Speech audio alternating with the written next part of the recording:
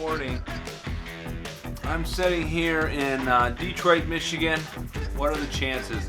Almost a decade later, I have Rajat Chauhan sitting next to me. He's going to come here in a minute. I'll be right back. We are recording. We are live now. Rajat, that's it with my dog here.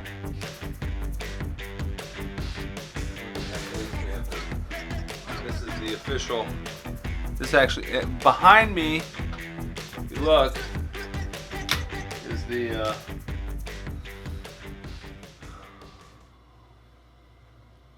film. Come on in, Rajat. Come on over, Rajat. Rajat's gonna sit next to me. Does anyone know who this is? Rajat, how are you, sir? Good Hello, to see sir. you. We are here. How are you? We are here live. We'll call this the studio here, live in Detroit. It's been almost 10 years already, Rajat.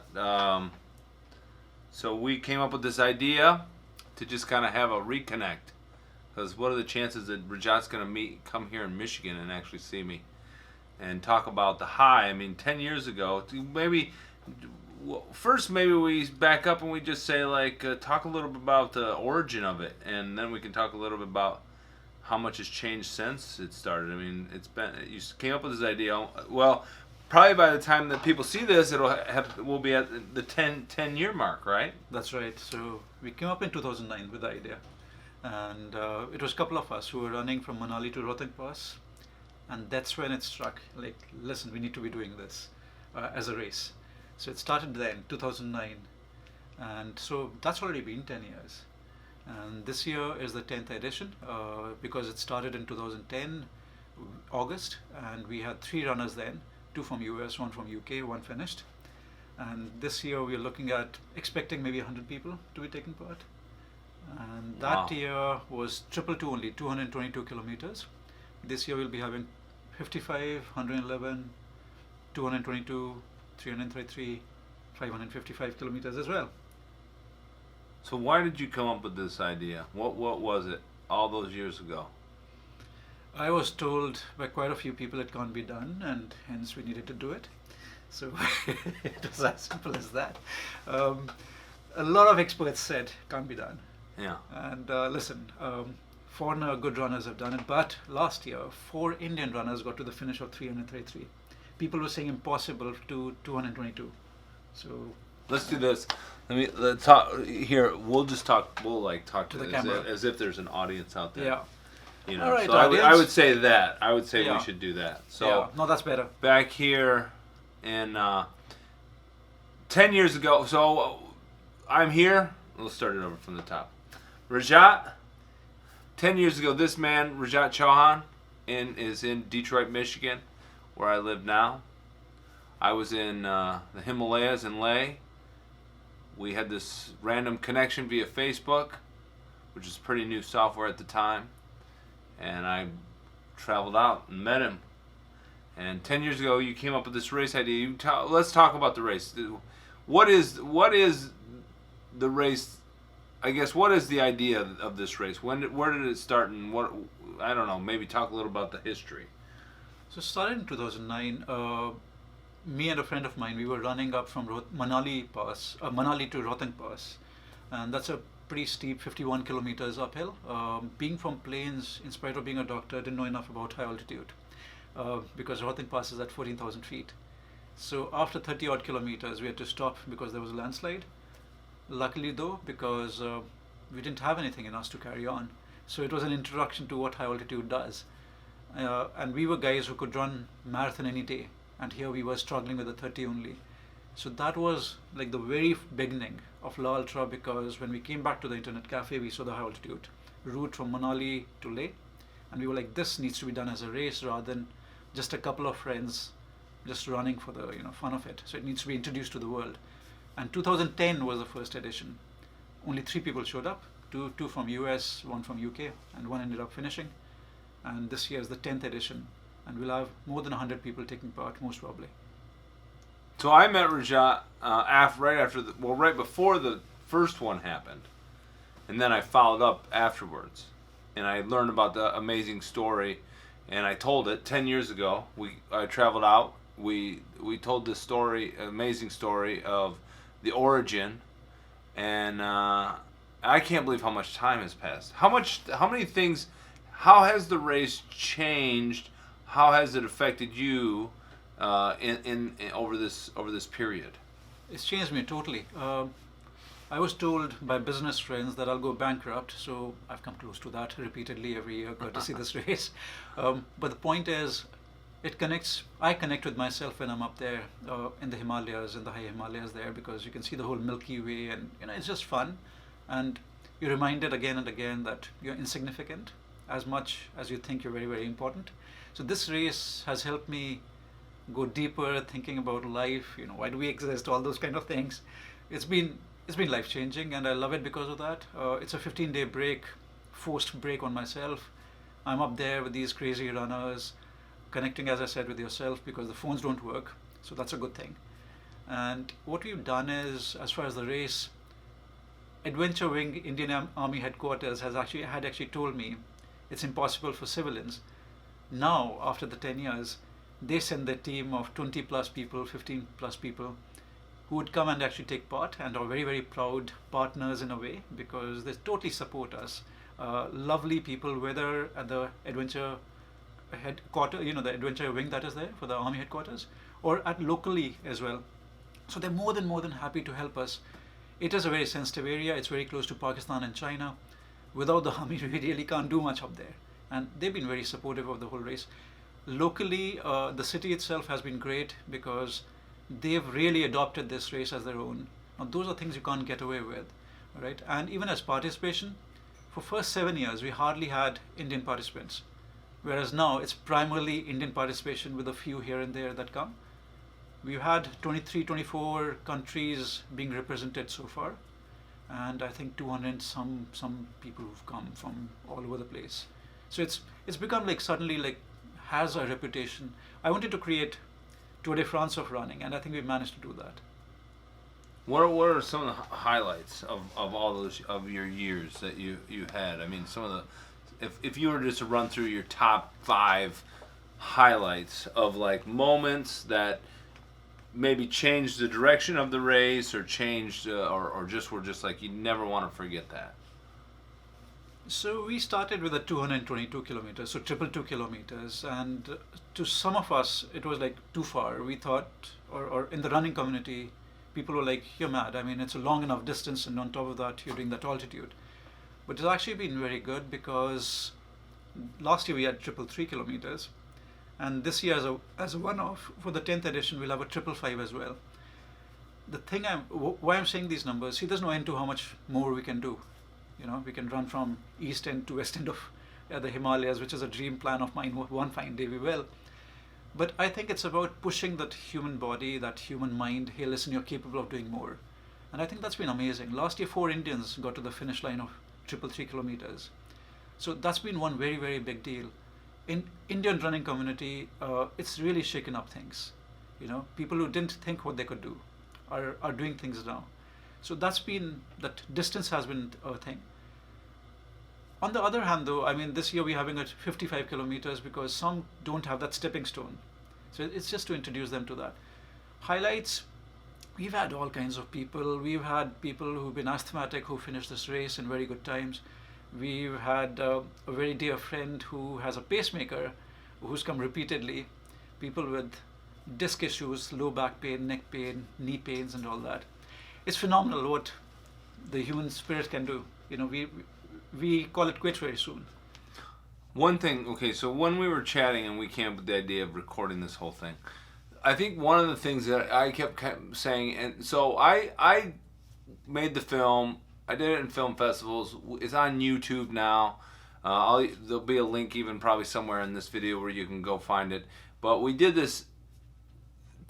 I didn't really know what to expect, and it's been amazing. It's got on YouTube. It's gotten close to 100,000 views. But the comments that I kind of get sometimes, and I'm amazed by, is "Oh, it's a walk, not a run," or "Oh, it's not as hard as Barkley." And I don't think comparison is part of it. That being said, I don't think I've done, or anyone can really do a good job of telling people what the challenges are. I mean, what, you know what I mean? What are, like, I don't know if you want to talk about it, but for me, like, to understand, like, we were just going through this yesterday, to understand that, like, most races, people are either staying in a hotel the night before they show up at the starting line, pretty refreshed, and they run. This race, you fly into Leh, and the first 2 days, the first day at least, literally you will, unless you're acclimatized, you will run out of air walking up a flight of stairs. I remember I stayed in the hotel. I literally walked up one flight of stairs from the first floor to the second floor to my hotel room, and I got to the top, I was lightheaded. Grabbing my breath. And that is first arriving. So now you have 5 to 7 days minimum. 11 days. 11 days. Mandatory, yeah. Mandatory 11 days. You're slowly acclimatizing and going to higher altitudes, higher altitudes, higher altitudes. So that's already taking a wear on your body, right? It has the same kind of preparation as of summiting a major mountain. Then the night before, you're not staying in a fancy hotel. I don't know if they still are. Are they staying in tents, or are you still tents? You drive to location, the starting line, and you crash in tents. And this is all part of the experience, right? This is planned part of the experience. It's not like hey, great, we can give you we can put a mint on your pillow and put you in a comfortable place. We'll give you your vacation on top of your run. This is all planned struggle and suffering, and then you wake up from your tent a little bit sore, maybe a little bit beaten, and now you got to run the race, right? That's the first stage, right? The first stage is actually preparation before you're even running, and then you're running. And I don't know if you want to talk about the stages of the race itself. I mean, the challenges that you face in the race. So I think it's completely wrong when people call it glorified walk. So, the thing is, if you want to call it something, call it an expedition, because it's 11 days of acclimatization that is mandatory for very obvious reasons. You get things wrong, you die in this race, all right? And I'm a medical doctor first, and then, this race director, whatever else. So to me, safety of the runners is very important. So mandatory 11 days, you have to acclimatize, you have to land up 11 days before, okay? There's no cutting corners with that one. It's as simple as that. Calling it the toughest, comparing it to other races, totally wrong, because other races are competing for how difficult they are they the most difficult or not. Ours is a dangerous run, you do it wrong, potentially you can die. So you need to get those things right, and that's very basic common sense things you apply, and you'll be pretty good, all right? So it's a dangerous run made difficult. So that's my job. How do I do that bit? Okay. Again, to compare two races, it's very easy to have less participants finishing. You reduce the cutoff times. All right, they'll not get there. It's very easy. Only like top 10% would actually get there. So not competing with anyone. As I said, safety is number one for me. We start at night. We don't start in the morning. There are again technical reasons because there's traffic in daytime. So we start at 6 p.m. in the evening. So you've tried to rest, you haven't rested, and you're starting tired, right? How many races do that? And we have to. Logistically, it just doesn't work a morning start. When the race starts, you are running flat for a bit. You're starting off at 10,500 feet, okay? If you've never been to 10,500 feet, you'll not know what I'm talking about because you'll be breathless just standing. From 10.5, you go flat for a little bit. Then you're going up over 60, 70 kilometers. Sorry, I'm used to kilometers. But now you're getting to 18,000 feet almost, okay? Even standing there, you try having water, you'll be breathless, right? And these guys are expected to run, walk there. Again, because of our cutoffs, we kind of force them to get to a certain point only if they can actually do a combination of a walk run, because even walking is difficult. So it's to take care of that. So cutoffs are there for the safety, because exposure at a high altitude for a long time can be dangerous. The other part is, yes, it's a run. Yes, there'll be a lot of walking, but it's not a glorified walk. Okay, that's a term that I don't like too much. We could have had very, very, detailed, longer cutoff times. Everyone could have been finishing. We don't do that. For 111 kilometers, it's a 20-hour cutoff. You cannot get away with just walking. You'll have to run for at least 40% of it, right? Beyond 15,000 feet, if you actually try running, I mean, try it. You'll not last more than 30 seconds. So, it's easier said than done. You have to experience what I'm talking about, because very experienced runners from across the world, they've tried all that. Well, it's hard though. Yeah. And to put it in context with most places in the world, Yeah. when there's a road and there's cars driving, you don't think that you're at 15,000 or 18,000 or even 11,000 feet. I mean, in the U.S. alone, Mount Whitney in the continental U.S. So this is my little dog Luna. This is Luna, who keeps checking in on us. In the continental U.S. alone, Mount Whitney is at what, 12,900 feet, right? That's the highest peak in the U.S., guys. Colorado, all of them. It's the highest peak in the continental. Alaska is Mount McKinley. You're at 22, but in the continental U.S., so most places, and if you're at that peak, there are not roads. You're climbing, you're hiking. So when you see this on roads at 18,000 feet, it's a little bit of trick of the brain, because you're in a completely different, you're in a completely different world. Our average altitude is higher than that. Our average altitude is like 13 to 14,000 feet. Yeah. Say hi. All right, Luna. Luna, get out of here. Stop interrupting us. We're trying to have a talk here. All right. That was a little outtake. Anyways, the average altitude is what? Yeah, 12 to 15? It's more like a 13 to 14. Yeah, okay. So there you go. So it's still, and then that's still higher than any, that's your average run, higher than any peak in the continental U.S. I can't speak for other countries. I'm a U.S. citizen. I'm sure that Australia, South Africa, Japan, all the other countries that Italy, Europe, all the other countries that do make it, and if I've dropped a country, please forgive me and just add it in the comments below if you're coming. But you know what I mean? It's high. It's high. Yeah. And there's roads, and so it kind of is a trick of the brain. There's roads and there are people. But Himalaya is what, the highest village in the world? I didn't check that. Probably is. It's in the range. So Leh, the base camp where everything starts. Rajat's a lot more patient. Luna! Come here, dude. It's better when you're here. All right, let's do this. Leh, okay, she's going to hang out with us. Leh, the base camp, is one of the highest villages where there's a civilization in the world. Yeah. I love my dog, but she's sometimes doesn't know when to give people space. She's a little clingy. No, that's all good. Anyways, so that's kind of I don't know. We're just kind of freestyling here, but that's kind of those are kind of the biggest thoughts on the front of my mind. I mean, you've added 111, 222, 333, and now 555 and 55. And 55. Yeah. Prepare yourselves. I mean, if you're an ultra runner, I know there are iconic runs throughout the world. If this isn't on your list of to do, within those, but it's not only about the challenge of it, right? It was the experience. I think that's bigger. So our tagline is "Failing is not a crime, lack of effort is." And I get very philosophical with it, because I think failing is something that we don't actually appreciate enough. When you fall down and when you get up, I think that's a very big learning. If you've never fallen down in your life, you don't know what it's like. And all of us are going to fall sometime or the other in our lives. So, that one is a far bigger one for me. So it's not the finish line. Mm-hmm. It's the experience. What is it about? I think that's the bigger one. Well, and also the beauty. I mean, I've never been to a place in the world where I look at off in the distance in some of these mountains. The air is so crystal clear. You can see for so far. It's kind of like looking through a deep blue crystal ocean. Onto these other landscapes, and the villagers and the people, the Buddhist the monasteries, the villagers, the people, the whole. It's not only sometimes your competition are goats.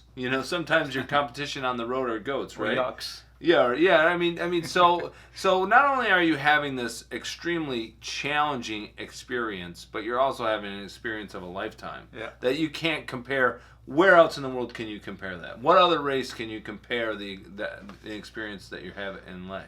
No, I don't like comparing it. And again. No, you're right. You're right. Point taken. And again, this race can't be done. Someone could be a great runner if you don't have a team. It doesn't happen. So after like 5-10 kilometers, you'll appreciate what that means. Yeah. So the crew becomes very, very important, more than ever, more than any other race. So strategy. Yeah. So what's some strategy for running this race if you are prepping for this race, or if it's a race that you want to do? Even though it's a non-stop run, I think the one simple plan is break it down to smaller units. You have done the distance before, so getting into Leh and then expecting that suddenly you'll be running longer doesn't happen, right? You can't even walk there. So you have to have the distance already. But 11 days of acclimatization, you can't replace that by those high altitude tents and other gadgets that are available. It doesn't work. You have to be there 11 days before. Very, very important. Again, people who are seasoned runners, they figured their food. One very simple tip here is at high altitude, if you do high altitude training or running, slow down when you eat, okay? Because the body confuses, should it stay alive, should it move, or should it eat food? And that's a very simple one, but people miss on that. And somehow they then start vomiting and high altitude sickness and stuff. So it's basic things like that that really matter. It isn't a speed race, in spite of the cutoffs. So if you're slow and steady, game on. Yeah. Any final thoughts for people? Anything that you want to add? No, actually, yeah. What we'll be doing this year is, as a build-up, starting on 11th of May, we'll be doing 101 days of 11 kilometer couch to 11 kilometers. So we'll be sharing this one, and that'll be awesome for you guys. Experience what it's like. I'll take the dog. Yeah. Poor Luna. Get out! No, I'm joking. I have to cut that. I will have to cut that. Oh, that's not true. There's no way I will show that in the edit. People will think that I'm a horrible person. I am a horrible person, but not because of the way I treat my little. Because not of Luna, yeah. Yeah, no. Yeah. But go now. Go. Sit down. All right. Start that over. What are you doing this year?